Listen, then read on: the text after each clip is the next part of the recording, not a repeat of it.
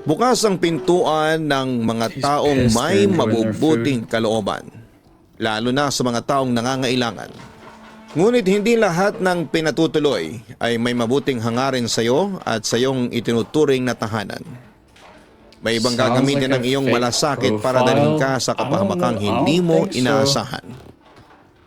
Dear Papa Dudut, matagal ko na bang gustong sumulat sa inyo, pero nag-aalangan po ako noon dahil baka hindi niyo po ito mapansin sa dami ng nagpapadala sa inyo ng kanilang kwento. Gayunpaman ay magbabaka sakali pa rin na po. Itago niyo na lamang po ako sa pangalang Ador. Nangyari itong kwento ko noong 2002 pa. Hindi ko na lang po babanggitin kung saan mismo yung tinitirhan namin noon, pero taga rito lang po kami sa Western Visayas. Papadudot bata pa lamang ako ay kasakasama na ako ni Tio Roland na kilalang manggagamot doon sa amin. Marunong din siyang manghilot sa mga buntis at sa mga gustong magpalaglag ng sanggol. Ang ipinagtataka ko lang noon, kahit labag sa batas at malaking kasalanan sa Diyos ang pagpapalaglag ng bata, ay marami pa rin gumagawa nito na tulad ng tiyuhin ko. At hindi po ako proud na isa si Tio Roland sa mga naging kasangkapan ng ganong gawain. Pero ipinapaunawa niya sa akin noon na hindi lahat ng nagpapahilot sa kanya para magpalaglag ng bata ay bunga ng makasariling desisyon. May mga na-encounter din siya na mga biktima ng pananamantala. Tuwing nagsasagawa si Tio Roland ng aborasyon, ay pinapaalis niya muna ako sa bahay niya. Hindi ko raw kasi dapat makita yon, kahit na nasa hustong gulang na ako, para maunawaan kung bakit niya yun ginagawa. Binatilyo na po kasi ako noong panahong yon. Wala raw siyang balak na ituro sa akin ang ginagawa niya dahil ayaw niyang gayahin ko siya. Hindi niya rin naman daw gusto ang ginagawa niya, pero dahil nakilala na siya sa ganong gawain at marami din talaga ang lumalapit sa kanya, wala na siyang magawa pa. Chong, may tao po sa labas, sabi ko kay Tio Roland noong may dumating na naman siyang pasyente. Ano raw ang sadya? Nagkibit balikat na lamang ako noon dahil hindi ko na itinanong pa kung ano ang sadya noong mag-amang dumating. Pinapasok ko na lamang sila gaya ng utos ng tiyuhin ko at muling umalis para magpalipas ng oras. Tuwing nanggagamot si Tio Roland o di kaya ay nagsasagawa ng aborasyon, madalas akong pumupunta sa may paanan ng bundok para manguha ng bayabas. Hindi rin kalayuan doon ang loting pinaglilibingan ni Tio Roland ng mga sanggol na pinapalaglag niya. Maraming kaibigan ang tiyuhin ko sa barangay namin, lalo na doon sa mismong sitio kung saan kami nakatira. Madalas din na may lumalapit kay Tio Roland para manghiram ng pera, bigas at kahit yung motor niya ay hinihiram din kapag may emergency. Masasabi ko po na mabait talaga siya at magaling makisama, kaya naman kahit na marami ring nakakaalam sa illegal niyang gawain ay walang nagtatangkang isuplong siya sa mga pulis. Ako naman, dahil malaki ang utang na loob ko sa kanya, ay wala na ring magawa kundi ang sumunod na lamang sa ipinapagawa niya. Pero sabi naman niya noon, kung sakaling mahuli siya ay hindi niya ako idadamay. Minsan kahit pinapalis niya ako ay bumabalik ako para silipin ang ginagawa ni Tio Roland. May pagkakataon na narinig ko ang pakikipag-usap niya sa pasyenteng lumapit sa kanya para magpalaglag ng bata. Narinig kong tinatanong niya yung babaeng 18 anyos pa lamang kung ilang buwan na ang sanggol sa sinapupunan nito. Nagulat po ako nang sabihin nitong 3 buwan na raw itong buntis. Pinag-aralan naman namin yon sa eskwelahan, kaya batid ko na hindi na yon basta dugo lang. Pero nung isasagawa na niya ang aborasyon ay biglang nag-back out ang babae. Natatakot daw ito sa maaaring maging komplikasyon ng gagawin ni Tio Roland. Hindi naman po niya pinilit yung babae at hinayaan na lamang niyang umalis. Tuwing matatapos ang panggagamot ni Tio Roland sa mga pasyente niya, nagkakasiyahan sila ng mga kaibigan niya. Nagpapainom siya sa mga ito. At napakagalante niya rin pagdating sa pulutan. Tuwang-tuwa naman ang mga kaibigan niya dahil nakakalibre ng alak at pulutan ang mga ito. Nagpapakalunod sila sa alak at kadalasan inaabot na sila ng madaling araw sa paborito nilang tambayan. Sabi ni Tio Roland, sunduin ko raw siya bandang alas 12. Kaya naman naghintay ako noon kahit antok na ako. Kapag napaparami kasi ang inom ng tiyuhin ko ay hindi na niya kinakayang umuwi ng mag-isa. Pagdating ko sa kubo kung saan sila madalas uminom, naabutan ko si Tio Roland na nakasubsob sa mesa. Mabuti at dumating ka na. Paalis na sana kami, sabi ng kumpare niya na si Mang Ipe. Inalalayan ko si Tio Roland. Nakakatayo pa naman siya at nakakahakbang. Pero mabagal talaga kami noon sa paglalakad. Ang inaalala ko, may kalayuan pa yung uuwian namin at liblib din po talaga yung daraanan namin. Dahil doon ay naisipan kong sa shortcut na lamang kami dumaan. Nasa kalagitnaan na kami ng paglalakad nang makarinig ako ng kakaibang huni. Hindi ko po maintindihan noon kung sa anong hayop nagmumula yon. Dahil yun pa lamang ang unang beses na narinig ko yon. Tapos ay sinundan pa ng mga kaluskos yung huni. Doon lang po yon malapit sa amin. Ang ipinagtataka ko lang noon, Papa Dudut, hindi nawawala yung naririnig kong ingay. Kapag humihinto kami sa paglalakad ay bigla ring nawawala at tumatahimik ang paligid. Pero tuwing hahakbang na kami ay muli ko po yung naririnig. Chong, parang may sumusunod po sa atin. Sabi ko na lamang sa tiyuhin ko nang makaramdam na ako ng takot. Pero hindi na siya nakasagot dahil sa matinding kalasingan. Ilang sandali pa'y nakarinig ako ng mahinang iyak ng isang sanggol. Sinundan pa yon ng mas malakas pang kaluskos na nagmumula sa kasukalan. Para nagsisi ako noon na doon pa kami dumaan. May tao ba dyan? Kabado kong tanong. Pero gaya ng inaasahan ko ay wala namang sumagot. Nawala na rin yung iyak ng sanggol na narinig ko, kaya iniisip ko na lamang na guni-guni ko lamang yon. Kinilabutan ako nang maalala ko ang kwento tungkol sa shortcut na dinadaanan namin. Madalas daw may nagpapakitang mga kakatuwang nilalang sa parting yon ng shortcut. Kaya sa mga napapadaan doon tuwing gabi ay nagdadala sila ng mga pangontra sa masasamang elemento bilang proteksyon. Pero dahil sa kagustuhan kong makauwi agad kami, ay hindi na yon pumasok pa sa isipan ko ng gabing yon. Napahinto kami sa paglalakad nang bigla na lang may tumawid na maliit na nilalang sa daraanan namin. Ano yun? Tanong ko sa sarili ko. Sa bilis kasi nitong kumilos ay hindi ko na nakita kung ano ang nilalang na yon. Hindi naman yun pusa. Kung ligaw man yun na hayop mula sa gubat ay hindi ko rin talaga matukoy. Matapos yun ay narinig ko na naman yung nakakakilabot na huni. Nilakihan ko ang mga hakbang ko para makaalis kagad kami roon. Pero kahit na anong pagmamadali ang gawin ko ay halos hindi pa rin kami makaalis doon. Dahil hindi na makakbang pa si Tio Roland. Ilang sandali lang papadudot ay nakaramdam na ako ng may sumusunod sa amin. Yung mga naririnig ko pong yabag noon ay hindi lang yabag mula sa iisang tao. Nang lamingon ako ay tumambad sa akin ang dalawang anino. Hindi ko makita ang mukha nila dahil madilim na talaga ang parting yon ng shortcut. Nasisinaga naman doon ang liwanag ng buwan pero halos wala pa ring makita. Pero sa nakikita ko ng mga sandaling yon, yung isa ay hindi nalalayo sa taas ni Tio Roland. Yung isa naman ay halos hanggang bewang ko lang ang taas. May kasabay na tayo. Natutuwang sabi ko pa noon sa tiyuhin ko. Kahit pa paano kasi ay mababawasan na ang nararamdaman kong takot.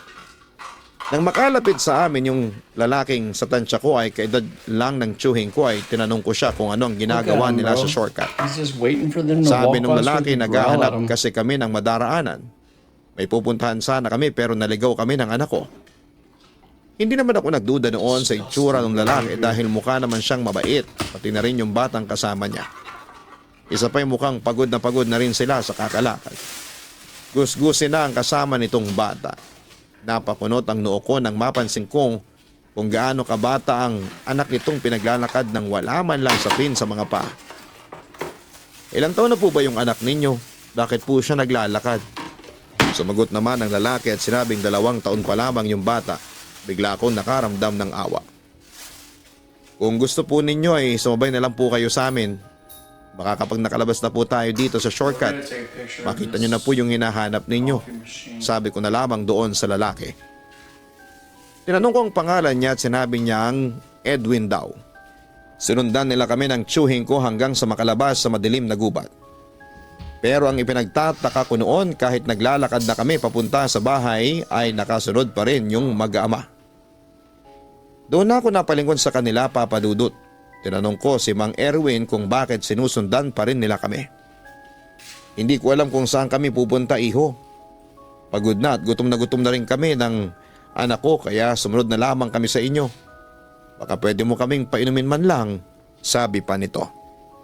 Naawa naman ako sa kanila kaya hinayaan ko na lamang sila na sumunod sa amin ni Tio Roland. Pagdating sa bahay matapos kong ihiga ang tiyuhin ko ay kumuha ako ng maiinom at nagsandok na rin ng kanin at ulam para doon sa mag-ama. Ang kaso ay hindi ko sila pwedeng papasukin sa bahay nang walang permiso ng tiyuhin ko. Lalo na't hindi namin sila kilala. Mas lalong hindi rin sila naroon para magpagamot.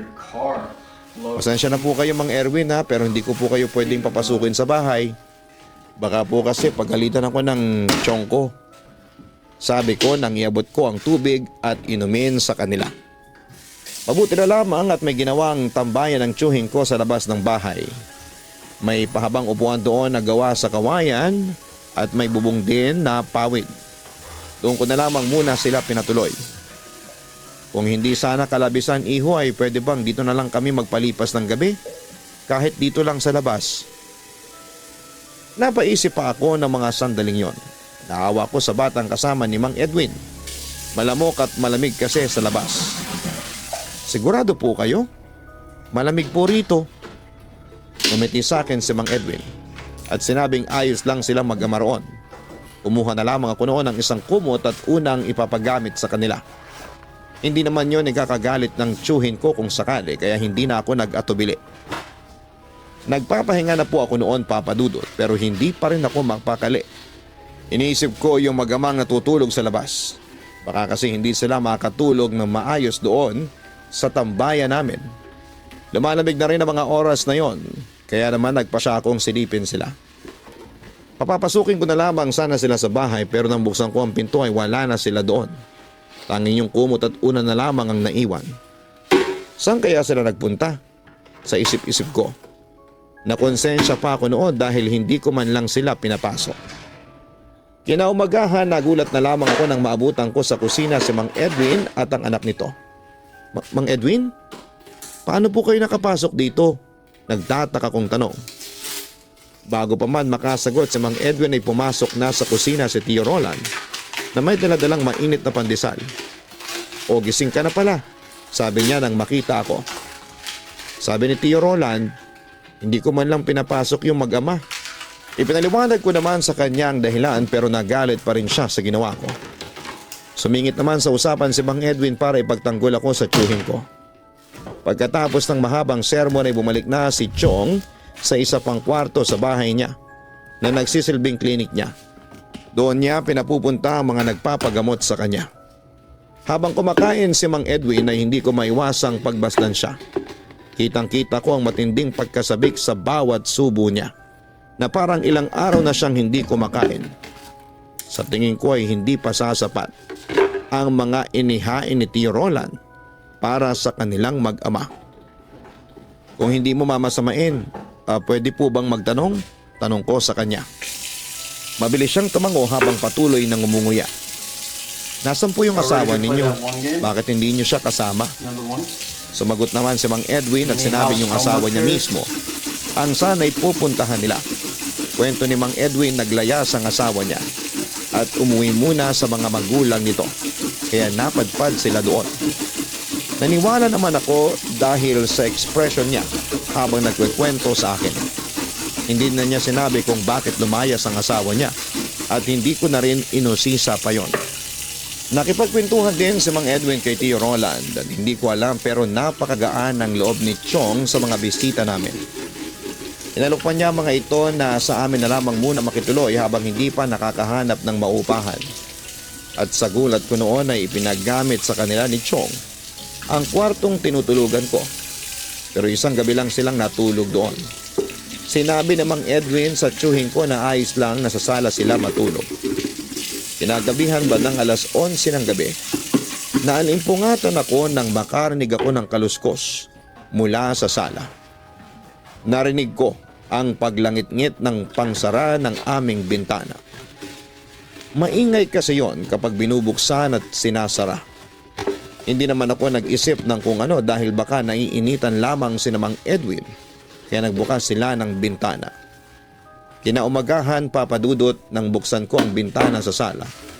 May napansin akong kakaiba. Ako kasi ang naunang gumising sa umaga kaya ako ang nagbubukas ng mga bintana. Napakunot mo na lamang ako noon nang makita ko ang mahabang gasgas sa kahoy na parang tinamaan ng kung anong matalas na bagay. Tatanungin ko sana si Mang Edwin tungkol doon pero nagdalawang isip ako dahil baka isipin niyang pinagbibintangan ko pa siya na may gawa noon. Pupunta na sana ako sa kusina para magluto nang marinig kong parang may kumikilos na roon. Nakita ko si Tio Roland at Mang Edwin na nag-aalmusal. Kalong ni Mang Edwin ang anak niya pero imbis na biskwit ang kain ng bata, dinidilaan nito yung malaking hiwa ng manok na nakahain sa mesa. Nang makita ko ni Chong, pinaupunan niya ako para mag-almusal. Pero nagtataka pa rin ako kung sino ang nagluto. Hindi naman kasi nagluluto ng nilagang manok lang si Tio Roland. Wala kahit na anong rekado, kaya hindi masasabing tinola ang luto noon. Chong, sino po nagluto? Tanong ko nang hindi na ako makatiis. Proud namang sumagot si Tio Roland. Ay si Edwin, maaga raw kasi siyang nagising. Saan po galing yung manok? Napakamot sa batok si Mang Edwin. Humingi siya ng paumanhin dahil pinakialamanan niya raw yung isa sa mga inahing alaga namin. Naku, walang kaso yun. Pang-ulam naman namin lahat ng alaga naming manok. Nahiya nga ako kasi bisita kayo rito pero ikaw pa yung nagluto para sa amin.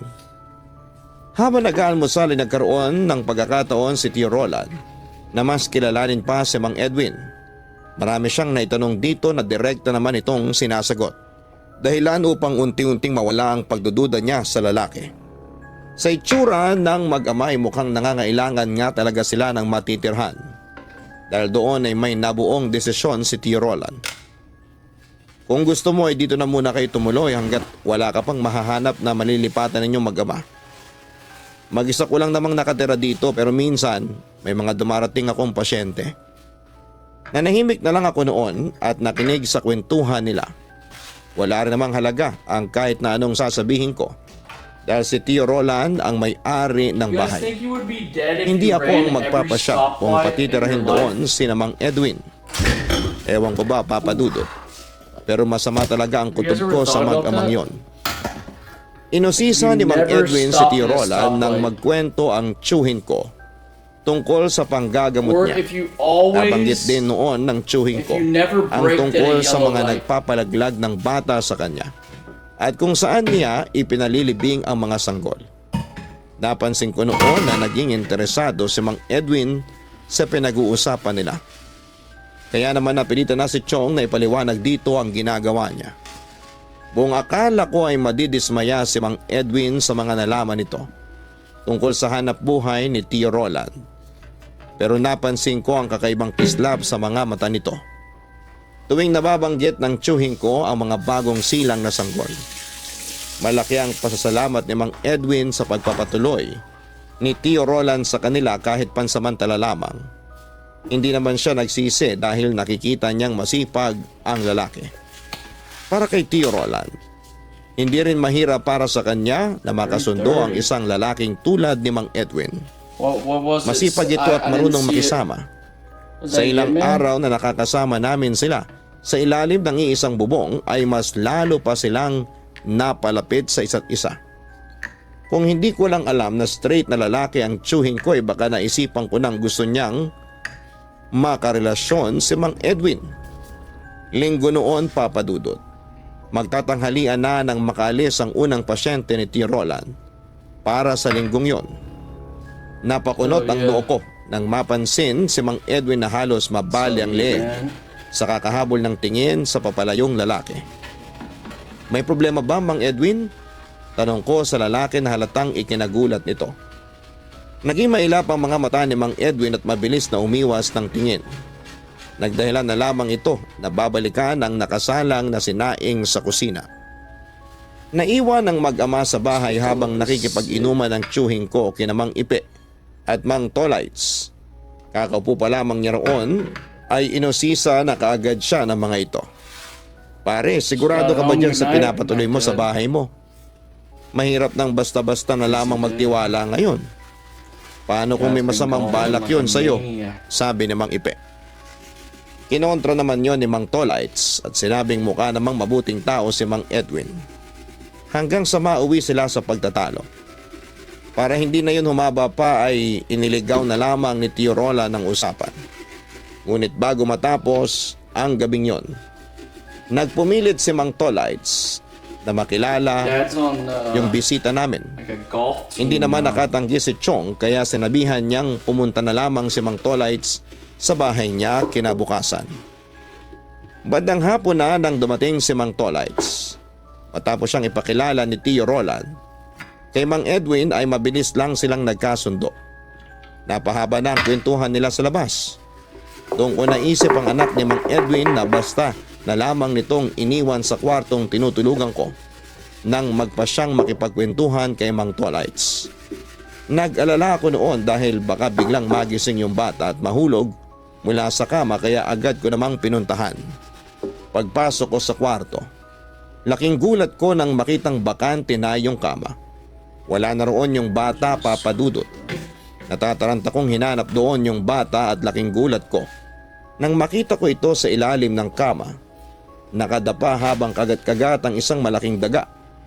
May nakita rin akong mga patak ng dugo roon. Kaya nasiguro kong patay na ang dagang hawak nito. Bata, anong ginagawa mo dyan? Saka hindi pagkain yan. Sabi ko na lamang sa anak ni Mang Edwin. Tinulungan ko siyang makalabas mula sa ilalim ng kama.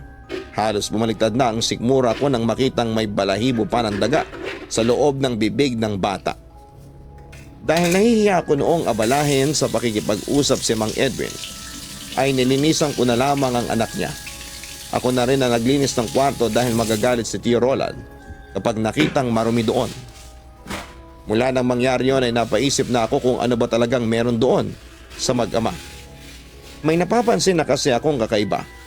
Hindi lang doon sa bata kundi pati na rin kay Mang Edwin.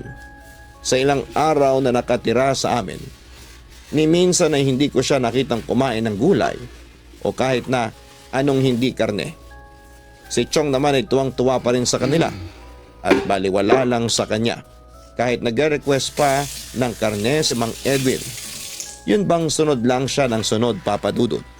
Hindi kaya nahihipnotis mo si Tio Roland? Sa isip-isip ko noon. Sa mga sumunod pang gabi ay lagi kong napapansin na nakabukas yung bintana sa sala at lagi ring nawawala ang mag-ama. Gustong gusto ko nang magtanong kay Mang Edwin kung saan sila pumupunta. Pero inuunahan ako ng hiya. Pero nung magpatuloy yon ay medyo nabahala na rin ako dahil baka masalisihan kami ng magnanakaw kapag natsyempohang bukas ang bintana tuwing madaling araw. May ilang kaso na rin kasi ng pagnanakaw sa lugar namin, Papa Dudut. At yung pera noon ni Tio Roland, itinatabi niya lang sa cabinet niyang madaling buksan. May imbing siyang matulog kaya hindi siya nagigising kapag may pagkakataon na may ingay sa labas. Kaya nung huling beses na nakita kong nakabukas ang bintana at wala yung mag-ama ay sinarado ko yon at nilock sa loob. Bahala silang hindi makapasok, gabing-gabi na. Labas pa ng labas. Sa may pintuan naman, bakit kailangan dito pa sa sala sila dumaan? Sabi ko na lamang noon sa sarili ko dala ng iritasyon. Kinaumagahan ay narinig ko si Chong na nagtatanong kay Mang Edwin kung bakit sa labas na natulog yung mag-ama. Katwira naman ni Mang Edwin ay maalinsangan daw sa loob at minsan mas komportable silang matulog sa labas. Napailing na lamang ako noon. Alam ko kasing nagsisinungaling siya pero gaya ng inaasahan ko, naniwala na naman sa kanya ang tiyuhin ko. Ngunit isang gabi, Papa Dudut, sinadya kong hindi matulog at bala kong abangan kung ano ang oras lumalabas si Mang Edwin at saka ko sila susundan.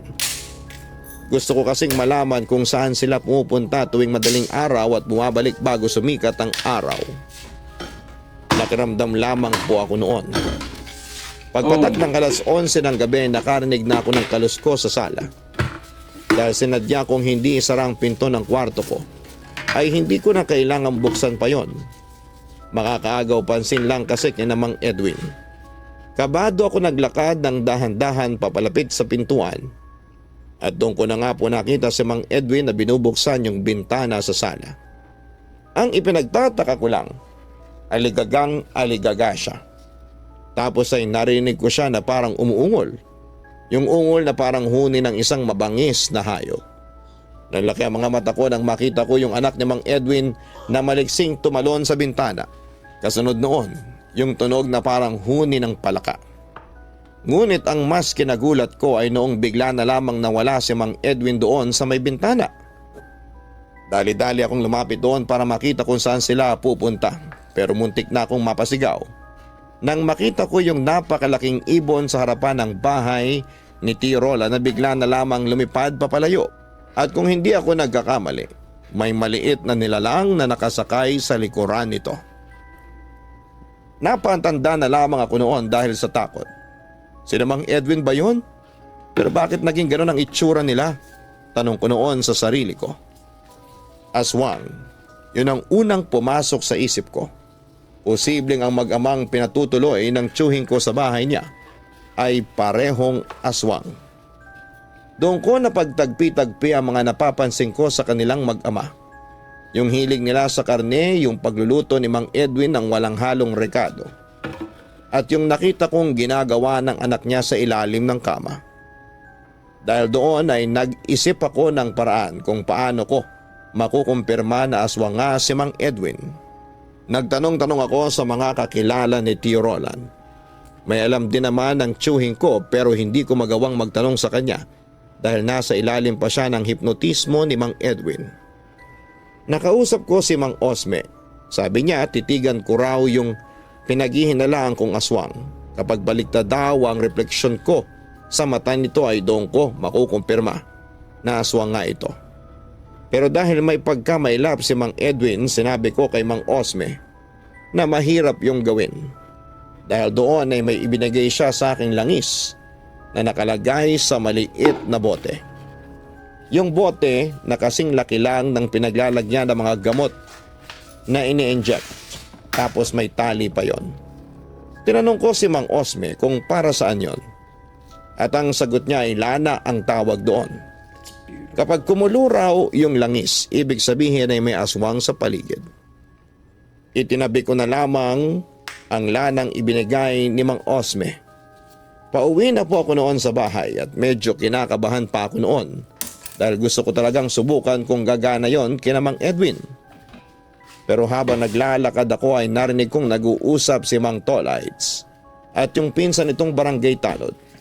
Hindi ko naman sinasadyang marinig yung usapan nila pero nabanggit nila yung tungkol sa kabarangay namin na namatay yung sanggol na isang buwan pa lamang. Nangingitim na raw ito at wala ng buhay ng magising yung nanay. Napansin din namang ito na may malaking butas yung bubong nila na gawa lamang sa pawid. Hinala na mga taga roon sa amin na inaswang yung sanggol. Ang ipinagtataka lang nila sa tinagal-tagal nang walang nabibiktima ng aswang sa barangay namin. Saka pa muling nagkaroon nang dumating si Mang Edwin. Napapansin daw nila na may kakaiba talaga sa mag-amang nakikituloy sa amin. Kaya kung wala pa akong gagawin noon ay baka tuluyan na kaming mapahamak. Lalo na ang tiyuhin ko. Imbis na tumuloy sa pag-uwi ay bumalik ako kay Mang Osme para itanong kung anong maaring gawin sa taong nabiktima ng hipnotismo. May binigay naman siyang pinatuyong dahon ng halamang gamot at langis na may nakababad na ugat nito. Ipaamoy ko raw yon kay Tio Roland at pausukan ng bahay gamit ang tuyong dahon. Umuwi na ako matapos noon. Gabi na nang makarating ako. Wala akong pinagsabihan tungkol sa That's pag-uusap a namin ni Mang TikTok right Osme. there, buddy. Pagdating ko sa I've ever bahay, seen one. nagulat ako nang makita sina Tio Roland at Mang Edwin na nagiinuman sa labas. Pero nagulat ako nang makita ko kung ano ang pinupulutan nila. Hilaw na karneng manok. Kinilabutan ako nang makitang dugo sa hiwa ng karneng isinusubo ni Tio Roland. At parang wala lang sa kanya yun. Nagtatawanan silang dalawa, kaya hindi nila napansin ang pagdating ko. Pagpasok ko sa bahay, kaagad kong tinignan ang langis na ibinigay ni Mang Osme, Papa Dudut. Nanlamig ang buong katawan ko nang makitang kumukulo yung langis at malakas ang pagkulo It's nito. on your nose, dude. May aswang sa paligid, sabi ko na lang sa sarili ko. What are you Bukod doing, sa bro? mga ibinigay ni Mang Osme, Book of sugar. ibinili niya rin sa akin na magsunog ng goma o kaya ay sanga at dahon ng kalamansi. Mabisa raw na pangontra sa aswang ang usok nito. Pero dahil wala kaming puno ng kalamansi sa bahay, naghanap na lang ako ng sirang gulong sa tambakan namin ng basura. Sakto naman na naroon pa yung lumang gulong ng motor ni Tio Roland. Kaagad akong kumuha ng posporo at kaagad na sinunog ang gulong. Matapos yon ay pumunta ako sa sala para tignan kung ano ang magiging Alrighty. reaksyon ni Mang We Edwin got the laundry kapag umabot na detergent. sa pang-amoy nito ang usok. Laking gulat ko Oh, po noon, let's try to Papadudot, clean that nang bigla na shower lamang tub, umatungal yung anak ni Mang Edwin. Watch out. Napakalakas ng iyak nito. Let's spray this on there and see what Nakakakilabot. happens. At habang tumatagal yung pag-iyak ng bata ay unti-unting nagiging pamilyar sa akin ang iyak na yon. Laundry done too. Kung hindi ako nagkakamali, yun ang narinig ko noong dumadaan kami ni Tio Roland sa parehong gabi na nakita namin si Mang Edwin. Kinilabutan po ako noong napagtanto ko kung anong klaseng nilalang ang anak nito. Hindi ito ordinaryong bata lamang kundi isa itong tiyanak. Ilang sandali pa ay naging kapansin-pansin ang pagkabilisa ni Mang Edwin. Hindi na siya mapakali sa kinakatayuan niya. Narinig kong tinanong siya ni Chong kung ayos lang siya. Ang sabi niya ay kailangan niya raw umalis. Doon ko na siya sinundan at naiwan ng tiyuhin kong sumubsob na lamang sa mesa dala ng kalasingan. Hinabol ko si Mang Edwin pero hindi ko na sila naabutan.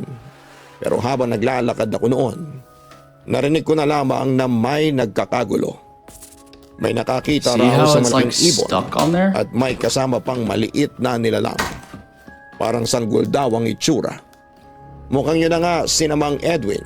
Nakita ko po noon mismo sa bubong ng kakilala ni Mang Ipe, yung malaking ibon na sinasabi nila. Sa unang tingin ay parang napakalaking paniki po noon. Pero sa katagalan, mas nakakakilabot pa ang itsura. Parang nabanat na balat ang itsura ng pakpak nito.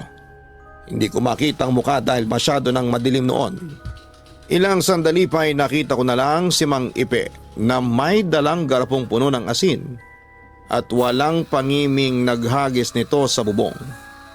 Narinig namin ang malakas na atungal ng malaking ibon na animoy nasasaktan hanggang sa tuluyan na itong lumipad. Ngunit sa pagkakataong yon ay mabagal na ang paglipad nito at hindi kaagad nakaalis sa lugar namin. Ilang beses na nagmura si Mang Ipe at sinabihang itong wag nang magbabalik sa lugar namin. Wala namang nasaktan sa kanila pero kinabukasan, Papadudot. Nakita na lang ni Mang Ipe yung alaga nilang kalabaw na halos mahati na ang katawan at kalat-kalat na rin ang lamang loob nito sa malawak na damuhan. At nangyari lang yon mula nang dumating sa lugar namin si Mang Edwin.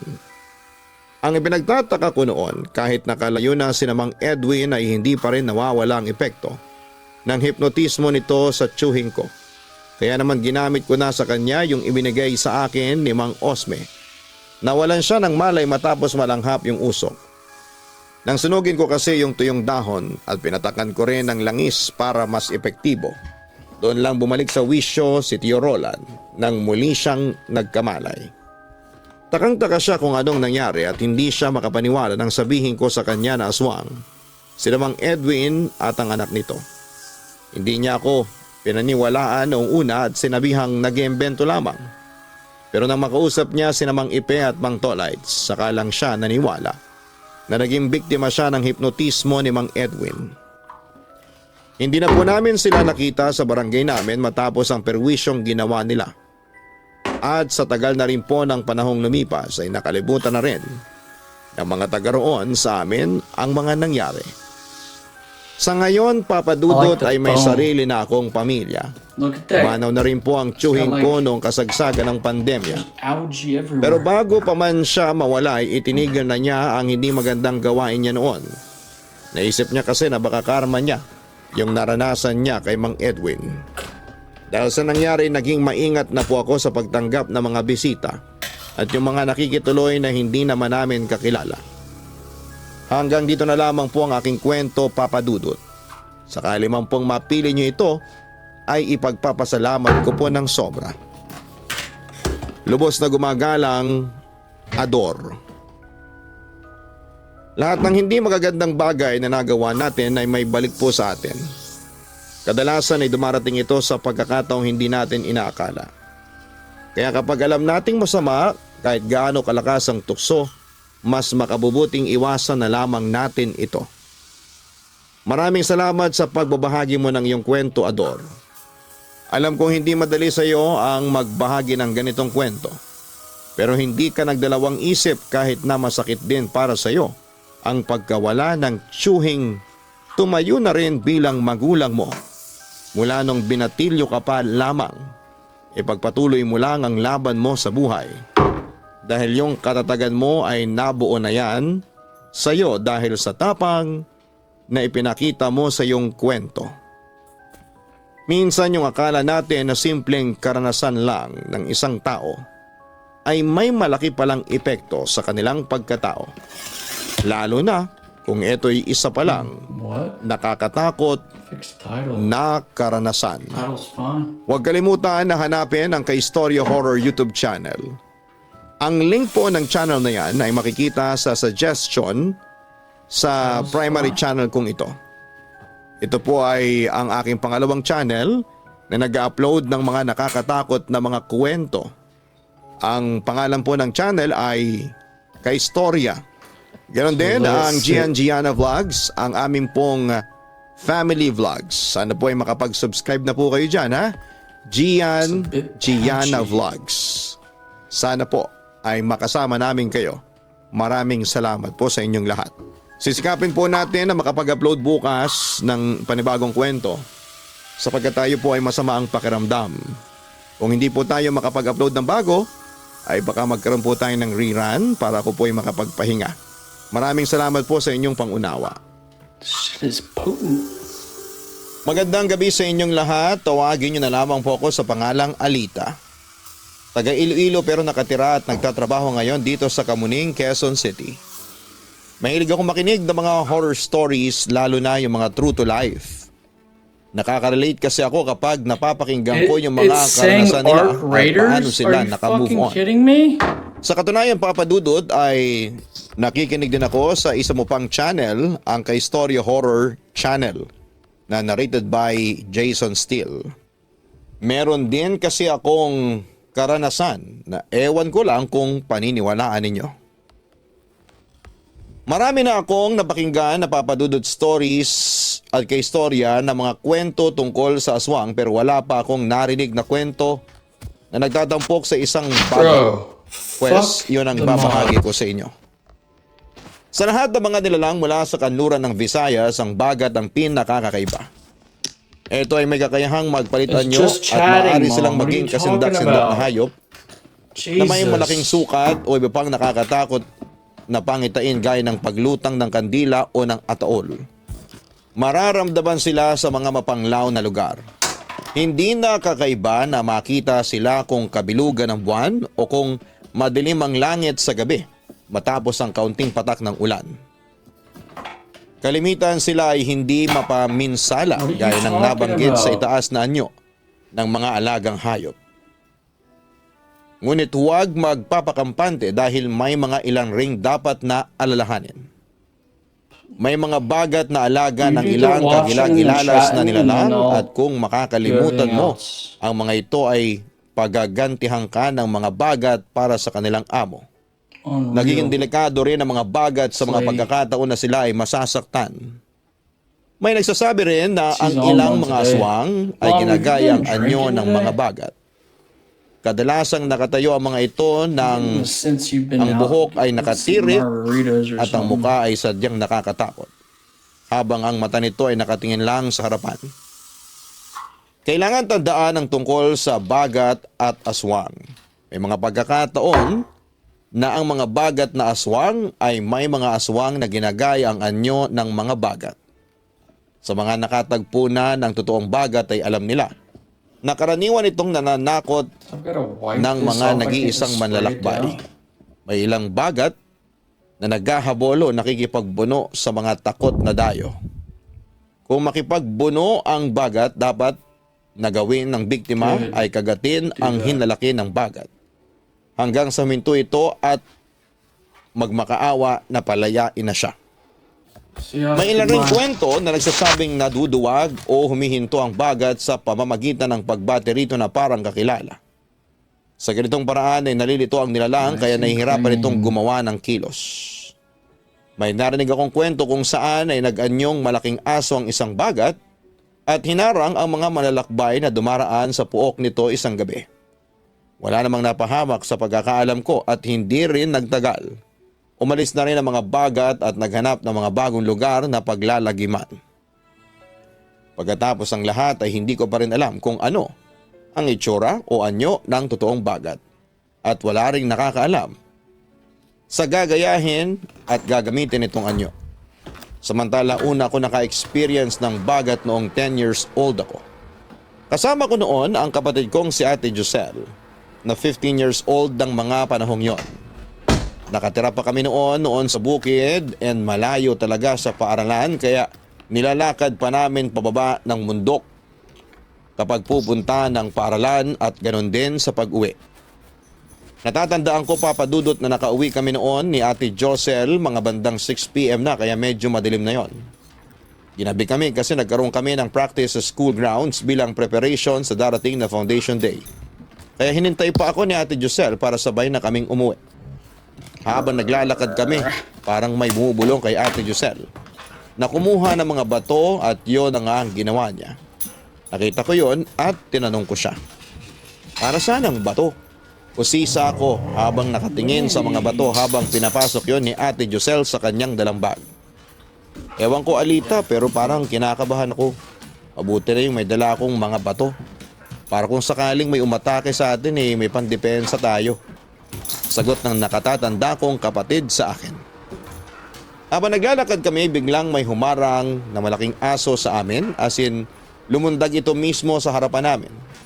Nakakatakot ang itsura nito, itim na malaking aso, namumula ang mga mata at mukhang nauulol na ito.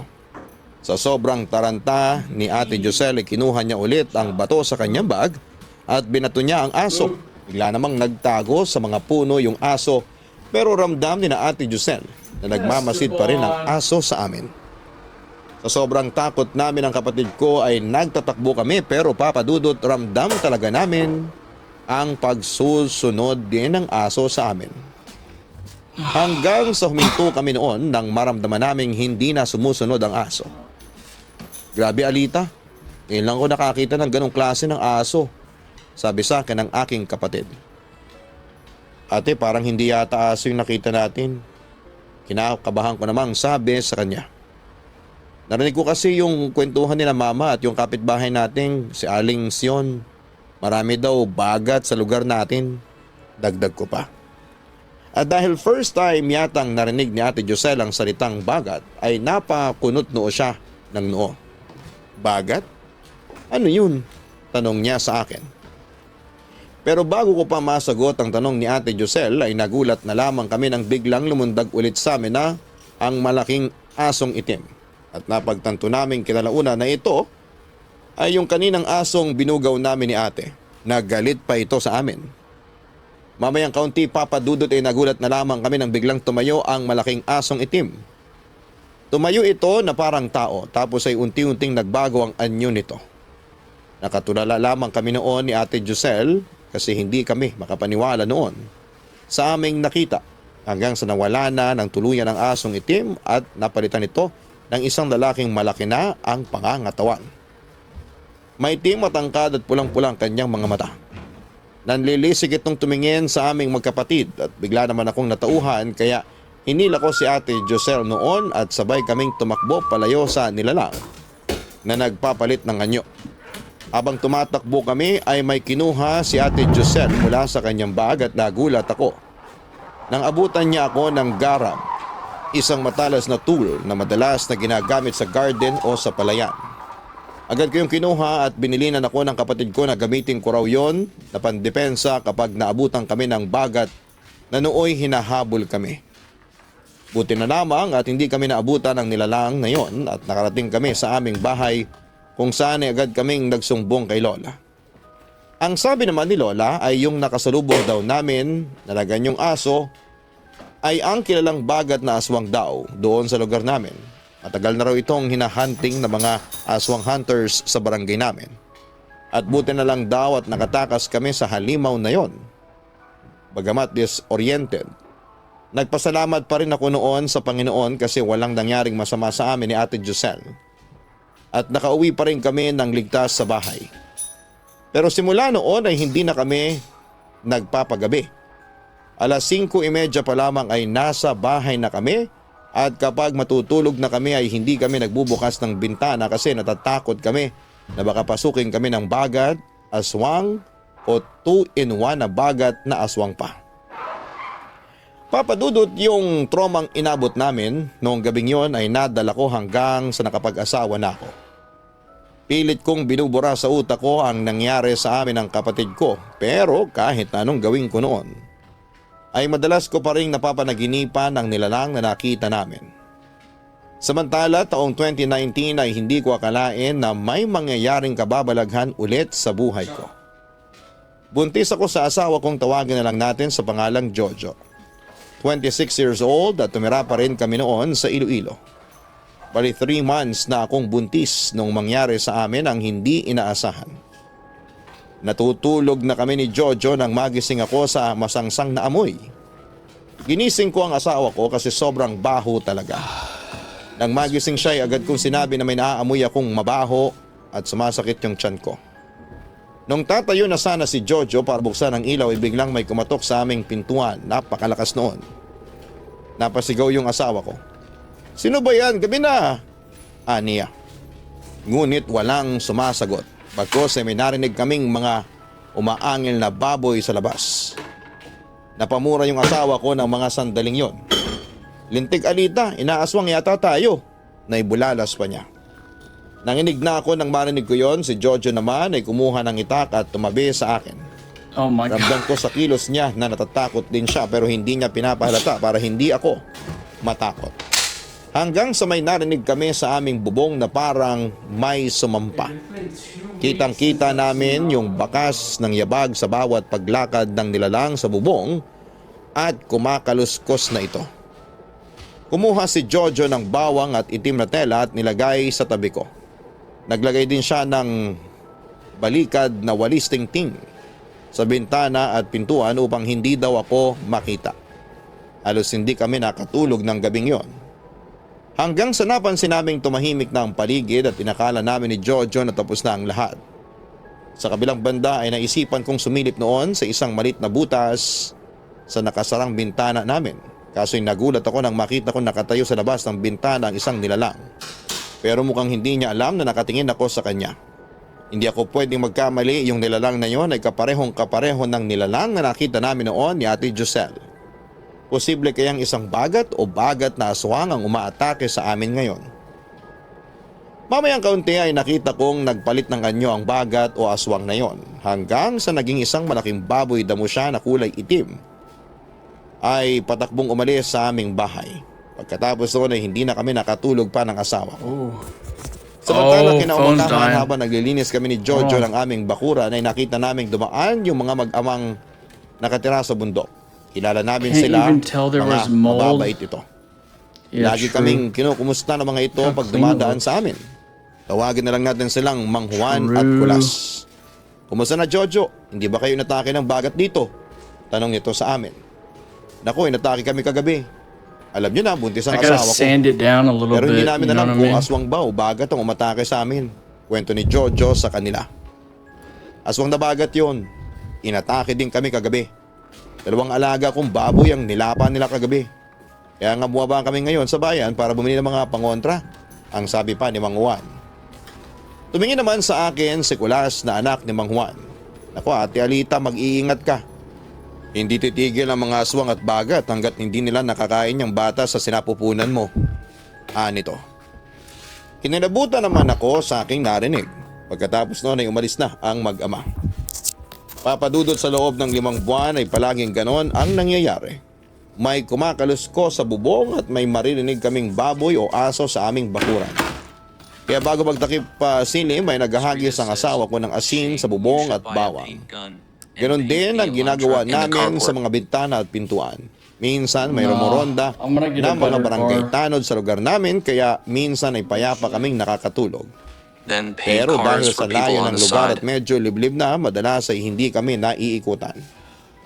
Samantala ay dumating ang ika-6 na buwan ng pagbubuntis ko at nalalapit na rin ang kaarawan ko.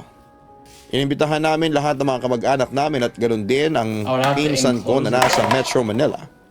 Natawagin na lang natin sa pangalang Jen. Super close kami ng pinsan ko na ito. Noong sinabi ko yung tungkol sa kaarawan ko ay agad siyang bumayag at magli-leave daw siya ng 1 week para sulit ang pagbabakasyon niya sa aming probinsya. At sinabi niya na isasama din niya yung boyfriend niya para makilala namin. Dumating na ang karawan ko at kagaya ng inaasahan ay napakarami ang pumunta. Kamag-anak ng asawa ko at kamag-anak ko. Nandun din yung pinsan ko at yung boyfriend niya, pinakilala niya ito sa akin. Hello Ate Alita, happy birthday po. Bati nito sa akin. Ay, ikaw pala yung boyfriend ng pinsan ko, tanong ko.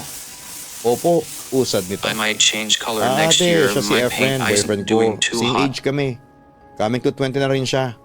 Wika naman ni Jen habang ipinakilala niya ang boyfriend niya. May Usatago itsura yung says, boyfriend ng pinsan ko at paint sa a mural height, este maputi at on the hood of makinis the ang Elantra. mukha. May bangs din ito. Para itong K-drama actor kong pumorma. Mabait din ito at palangiti at pansinin siya sa mata ng mga tao kaya madalas ay pagtinginan ng mga dalaga. Ganon talaga pag sa probinsya pag nakakakita ng taga Maynila. Hindi rin umiinom ng alak at hindi rin nagsisigarilyo si Efren. Kaya ang ginawa na lang nito Scretus ay says, kumanta at "And kumain. flames on the Madalas ding sides, purihin FR." at tuksuhin si Jen na mga tiyahin namin kasi nakabingwit daw ito ng gwapo. Yeah. Nalaman namin na ang province pala ni Efren ay Samar, waray din ito, ngunit hindi marunong magwaray dahil sa Las Piñas daw ito lumaki. Matapos ang kasiyahan ay sa bahay na namin sila nanatili at 1 week yon. Pabor sa amin para may kasama kami at habang kumakain kaming 4 ng hapunan, ay hindi ko maiwasan na magpasalamat sa pinsan ko. Insan, salamat ha, usad ko. Wala yon, ikaw pa ate. Love na love kaya kita. Usatago says, By the way, "It'd happy be birthday too ulit ha. badass." Big cast ni Jan. Hindi yun kasi may kasama kami dito. Kaya ako nagpapasalamat, sabi ko. Ha? Bakit naman? Sarap-sarap kaya dito sa probinsya, sabi ng pinsan ko. Alam niyo Matt Walker minsan rated natatakot with a kami party dito of 20. dahil 2 lang kami dito Street tapos Element tuwing gabi says, "Matt may Walker narinig just kaming rated the kakaiba channel tapos with may 20 naamoy pang viewers." babaho si ate mo. Ang singit pa ni John. Inaswang si ate Jen? Usatago Biglang says, bigkas ni Efren. "Raiders." Welcome in, Oo, Raiders. parang ganun nga Efren. May narinig kami mga baboy o aso na umaatungal dyan sa labas. Scretus says, Sumunod na lang kami sa "Huge payo ng raid." iba na mga Thank you for the 20 kapitbahay bomb, namin na maglagay brother. ng asin at bawang. Baliktad na wali sa How we pintuan at doing, guys? bintana. Pero ganun pa rin Matt Nakabalik pa rin sila. Walker. Sagot ko. Hey. Matt Walker says, Kung ganun, baka "Yeah, my hindi boy." aswang ang dumadali sa What's up, inyo. my boy? Sagot ulit ni Efren. Scretus Muling says, nagsalita naman ang asawa "Jesus ko. played Janice, May shut hinala the din kami fuck na up." bagat ang umaatake sa amin. Aniya. Usatago says, Kung bagat lang "Welcome, sana yan, Matt boys." madaling talunin yan. Pero kung bagat na aswang, mukhang mahihirapan kayo. Pagpapatuloy pa ni Efren. Grabe, nakakatakot naman. Safe naman tayo dito, no? Saka madami na tayo, baka hindi na bumalik yun. Bigkas pa ni Jen. Siguro dahil nandito kayo, baka matakot kasi may mga kasama na kami. Banggit ko. Samantala, papadudot nang dumating ang gabi at matutulog na. Pinagamit namin sa kanila yung isang kwarto para may privacy silang magkasintahan. Malalim na ang gabi pero hindi pa rin kami nakakatulog ng asawa ko. Init na init naman ako. At nakakaamoy pa rin ako ng mabaho. Nakarinig na lang kami ng umaatungal na baboy sa aming bakuran at parang yabag ng tao yung lakad nito. Narinig namin yung mga dahon na natatapakan. Ganoon din sa aming bubong. Binuksan ni Jojo ang ilaw at tinawakan ng itak at muling tumabi sa akin. Nakatingin kami sa bubong at kumakaluskos ito. Maya-maya pa ay biglang tinuklap pataas yung gilid ng aming bubong at may nakita kaming tao na may mukha ng baboy at inaabot ako ng kanyang mga kamay. Napasigaw ako ng malakas sa nangyari at sa oras din na yon ay sumigaw si Jojo at itinutok ang itak dito. Lumayas ka dito, ikas ni Jojo na halatang nanginginig. Kitang-kita namin ang pagtitig ng nakakatakot na nilalang sa bubong. Pulang-pula ang nanlilisik na mga mata nito na nakatingin sa amin. Bagya lang itong umalis nang mapansin niyang may paparating. Ate Alita, anong nangyari dito? Sambit ni Jen at agad na yumakap sa akin. May halimaw sa bubong. Tinuklap ang gilid ng yero. May mukha ng baboy at kamay ng tao na parabang inaabot kami. Bigkas ko habang umiiyak. Napatingin kami kay Efren. Yung itsura nito ay parang normal lang na parang inosente sa mga nangyayari. Lumapit ito sa nakatuklap na bubong. Nilusot ang kanyang kamay at pinasok papaloob ang yero upang magsarado ito. Napatitig na may pagtataka yung tingin namin kay Efren. Ang itsura niya kasi parang walang alam sa nangyayari. Hindi ka ba natatakot? Sabit ni Jojo. Paano kung kagating ka ng halimaw sa bubong? Dagdag pa niya na may halong pag-aalala. Nakatingin lamang ito sa amin at sabay sabing, Kuya Jojo, mas mabuti kung doon tayo sa sala. Mas ligtas doon. Aniya. Sa pagbigkas ni Efren sa salitang yon at sa maamo nitong mukha ay kahit paano ay nawala ang sobrang takot namin at medyo kumalma. Pakiramdam namin ay ligtas kami sa oras na sumunod kami sa mga sasabihin ng nobyo ng aking pinsan. Agad kami pumunta sa sala, sumasakit pa rin ang tiyan ko, lalo pat yung nasa bubong ay parang sinundan kami. Kung saan ako nakapwesto ay doon ito kakaluskos. Rinig din namin yung atungal ng baboy sa bakuran na parang gutom na ito. Umiiyak na nakayakap sa akin si Jen. Baka dito na tayo mamatay, umuluhang sabi pa ni Jen. Nakita ko namang huminga ng malalim si Efren sabay tingin sa amin. Lalabas ako at harapin ko sila. Bigkas pa ni Efren. Ano? Hindi po pwede. Baka mapano ka? Pasigaw na sabi pa ni Jojo. Huwag Efren, delikado. Sambit ko. Huwag na mahal. Natatakot ako. Umiiyak na sabi pa ni Jen. Pero nagmatigas itong si Efren at naghanda pa rin siya sa kanyang paglabas. Akong bahala. Sambit nito. Lalong sumakit ang aking tiyan sa narinig kong kalusko sa bubong. Bakas na sa mukha ni Efren ang pagkairita rito. Agad itong kumuha ng upuan at tumungtong dito at pumwesto sa tapat mismo kung saan ay kumakaluskos ang nasa bubong. Pumikit ito, umawak sa kwintas niyang nakabalot ng pulang tela. Nagbibigkas siya ng mga salitang hindi Yo, namin what's up, naunawa. guys? I'm Shane. Hindi namin maiwasan ang maging panatag. I just like kind Habang of live nakatingin my sa life kanya ay and parang ang fix my payapa. house and stuff Pagkatapos and play niyang mabanggit games. nang kung tawagin ay orasyon ay bigla itong umamba ng We had suntok. some mold under At there. buong and we lakas fixed na it. sinuntok ang aming bubong. Meaning me. Sobrang I did lakas it. ng I did kanyang all of suntok it. ay nabutas pa ang hiyero. Chat didn't do Parang shit. sumabog na bomba ang lakas nito. May narinig na lang kami na may bumagsak na nilalang sa lupa at doon yon sa aming bakuran. Nang tingnan ni Efren ang kanyang kamao ay wala itong sugat. Lalabas na ako, Kuya Jojo. Bantayan mo lang silang dalawa. Sambit pa nito. Tumango lamang si Jojo at sinundan namin sa labas si Efren at kami naman ay nasa pintuan ng aming bahay. Nakatayo lang si Efren habang tinitingnan ang mga halimaw sa aming bakuran. May nakita kaming malaking ibon na may paa ng tao at mukha ng baboy na hinang-hina nakahigang umatras. At sa tabi nito ay isang malaking itim na baboy at pawang pareho silang may mapupulang mga mata. Nanlilisik ang mga mata ng baboy kay Efren at kita sa reaksyon nito na ito ay galit na galit. Lumayas kayo dito mga bagat na aswang, sigaw ni Efren habang nanonood kami banda sa pintuan. Pakiramdam namin ay ligtas kami hanggat nandyan si Efren. At sa inaasahang pagkakataon ay sumugod ang malaking itim na baboy kay Efren at inatake ito. Hindi kami makapaniwala sa aming nakikita. Kakaiba ang liksi at bilis ni Efren. Hindi ito matamaan ng bagat na aswang. Parang leeg at ulo lang ang iniilagan niya para makailag sa sobrang bilis niyang gumalaw. Nakita namin na umamba na ng suntok si Efren, simbolo na atake na siya. Nang biglang may sumulpot sa aming harapan. Yung malaking ibon na mukhang baboy nakalapit na sa amin. At sa pagkakataon na ito ay mukha na itong aso. Minawasiwas ni Jojo ang itak upang hindi ito makalapit sa amin. Maya-maya ay may narinig kaming parang sumabog. At habang inaatake kami ng aswang, biglang may humawak sa ulo nito. Si Efren, hinawakan niya ito sa ulo at sinuntok ng malakas ang likod nito. Napakalakas. Sa sobrang lakas ay lupaypay agad ang katawan ng bagat na aswang habang sumusuka ng dugo. Sa kanya ito hinagi sa tabi ng malaking baboy na itim. Ang layo ng pagkakahagis ni Efren at halatang matindi ang tinamo nila sa kamay ng nobyo ng aking pinsan. Parehong sumusuka ng dugo at nag-anyong tao na. Paglapit namin agad naming namukaan ang dalawang halimaw. Monday. Mang Juan, Come here, ulas, Esty. sigaw na bigkas ni Jojo. Dude, Mga come bagat na aswang on, pala bro. kayo. Mga demonyo Come kayo. on. Umalis na kayo. Kung hindi, Esteban. bukas ay pupuntahan ko kayo Come at here. papatayin. Pati kami mga kabarangay ninyo at Esti. tatalihin ninyo. At pag bumalik pa kayo, ipagsasabi ko ito sa buong barangay. Dagdag pa ng asawa ko. Agad na nangamba ang mukha ng mga ito at dali-daling tumakbo papunta sa madilim na bahagi ng gubat.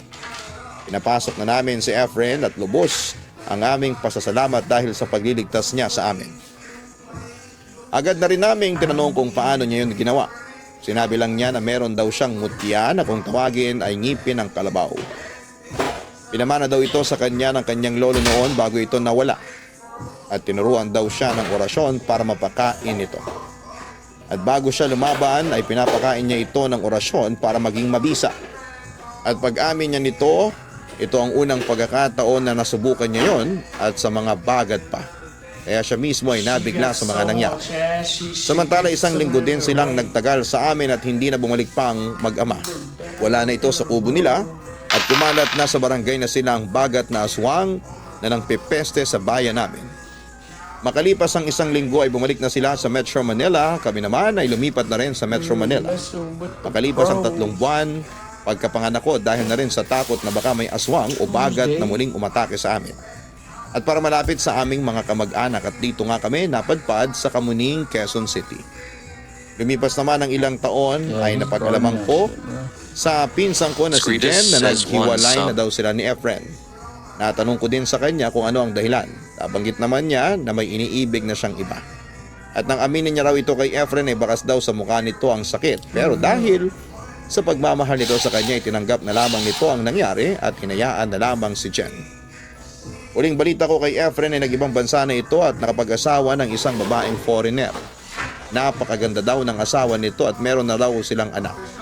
Pero kung pagbibigyan ulit ako ay gusto ko ulit makita si Efren para kumustahin at pasalamatan sa mga ginawa niyang pagliligtas sa amin. Malaki ang utang na loob namin sa kanya. Kung hindi dahil sa kanya ay baka napatay na kami ng mga bagat na aswang. Papadudot, eto lamang ang kwentong may babahagi ko sa inyo sa ngayon. Sana'y mabasa niyo ito at mapiling i-area at i-upload sa inyong channel. Maraming salamat and more power sa inyong programa. Lubos na gumagalang, Alita. Maraming salamat sa iyo, Alita, sa pagbabahagi mo ng iyong kwento sa amin. Sa paniniwala ng mga Ilonggo, isang uri ng aswang ang bagat. Bagamat may mga nagsasabing magkaibang dalawa, pinapaniwala ang nagpapanggap ang bagat bilang isang napakalaking aso o Simul says domestikadong hayop wolf. at karaniwang pag-alagala sa mga liblib na daan o lugar. Tinatawag na baragata ng mga lugar na tinuturing na pinaglalagian ng isang bagat.